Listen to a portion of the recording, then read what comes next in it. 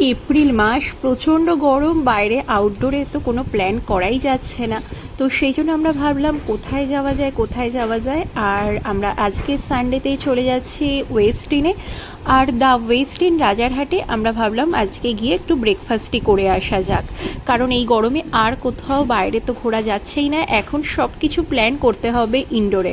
তো সেই মতো আমরা সকাল সকাল বাড়ি থেকে ওই 9টা নাগাদ বেরিয়ে পড়েছিলাম ওয়েস্ট ইনে যাওয়ার জন্য।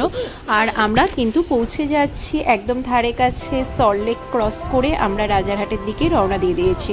আর দেখো আমরা পৌঁছেও গেছি ওয়েস্ট ইনে। আর সেখানে আমাদের সাথে আমার বোনেরাও জয়েন করেছিল।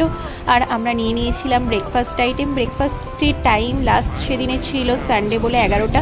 তো আমরা সেই জন্য তাড়াতাড়ি করে নিয়ে নিচ্ছিলাম। আর আমরা এখান থেকে 2-3 বার আমাদের প্লেট ভরে নিয়েছিলাম।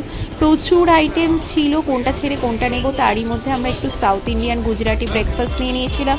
আর ডেজার্টও নিয়ে নিয়েছিলাম। ডেজার্টে ছিল প্রচণ্ড নানান ভ্যারাইটির ডিশ। তো সেগুলো তো সব কিছু ডিটেলে তোমাদের এই ভিডিওতে দেখাতে পারিনি। তবে আমরা 10th ফ্লোরে ব্রেকফাস্ট করার পরে চলে এসেছিলাম সোজা 3rd ফ্লোরে। আর দেখো 3rd ফ্লোরে ছিল সুইমিং পুল। আর এইখানটায় কিন্তু ভীষণ সুন্দর হাওয়াও দিচ্ছিল। তখন বাজে ওই 11টা। আর আমরা এখানটায় একটুখানি টাইম স্পেন্ড করে নিচ্ছিলাম সুইমিং পুলের ধারে বসে। আর ভীষণ ভালো লাগছিল, একটু আড্ডা মারছিলাম, বাচ্চারাও এখানে একটু খেলাধুলো করছিল। আর তারপরে কিন্তু এখানে আমাদের আজকের দিনটা বেশ ভালো কাটলো। আমরা সোজা এখান থেকে আবার বাড়ির পথে রওনা দিলাম। তো তোমরা চাইলে তোমরা এখানে আসতেই পারো। আর এখানে কিন্তু বাফেট, এখানে ব্রেকফাস্ট, লাঞ্চ, ডিনার সব কিছুই বাফেট। নানান ভ্যারাইটির ফুড তোমরা এখানে পেয়ে যাবে।